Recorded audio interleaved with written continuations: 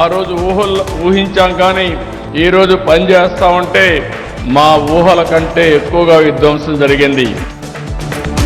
ఇటువంటి విజన్ అంటే ఆ రోజు అందరూ దాన్ని అర్థం చేసుకోలేక అపహాస్యం చేశారు. ఈ రోజున వాళ్ళకే అది భిక్ష పెడుతుంది. ఈ రోజు దానిని వెటకారం చేసిన వ్యక్తులు నా దగ్గర చాలా మంది తెలుసు. 14 సంవత్సరాలు ముఖ్యమంత్రిగా, ప్రతిపక్ష నేతగా, మళ్ళీ ముఖ్యమంత్రిగా ఆయన ఇంకా వ్యక్తిగతంగా సాధించాలనుకునేటువంటిది ఇంకేమీ ఉందని నేను అనుకోను. ఒకే ఒక లక్ష్యం, ఈ రాష్ట్రాన్ని మళ్ళీ నంబర్ 1గా నిలబెట్టాలి అనేటువంటి దిశగానే ఆయన ప్రయత్నాలన్నీ కూడా సాగుతూ ఉన్నాయి.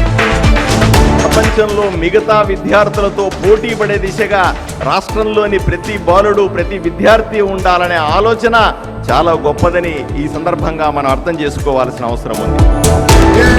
ఎవరు దొరుకుతాడా లోపల పడేద్దాం, సోషల్ మీడియాలో ఏం పెడతారా వాళ్ళు తీసి లోపల పడేద్దాం అనేటువంటి పద్ధతులు చేస్తున్నారు.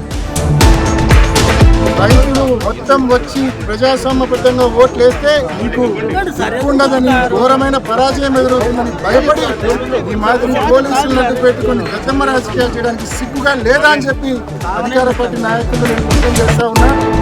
ఈరోజు పోలీసు తీరు కూటమి ప్రభుత్వానికి అంటే ఒక కార్యకర్తలాగా ఈరోజు పోలీసు పనిచేస్తానని చెప్పి సందర్భంగా చెప్పారు.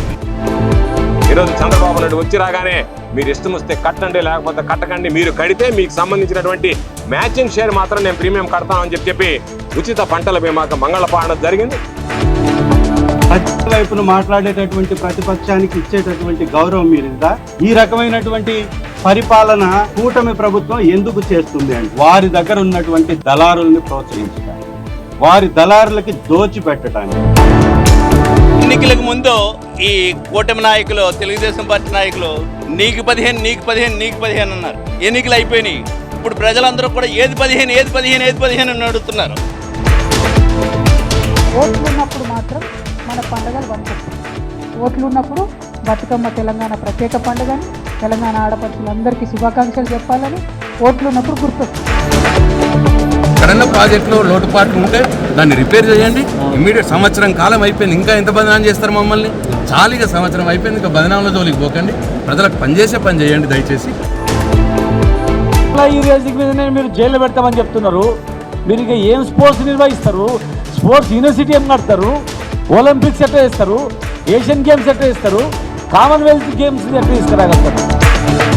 ఎన్ని కుట్ర రాజకీయాలండి, ప్రతి చోట ఈయన చేతులు ఉంటాయి, అందులో సందేహం ఏమీ లేదు. ఇక్కడ 29 మంది మన గోదావరి పుష్కరాల్లో చనిపోతే మరి ఇతను ఎన్నిసార్లు అరెస్ట్ చేసి జైల్లో పెట్టాలండి?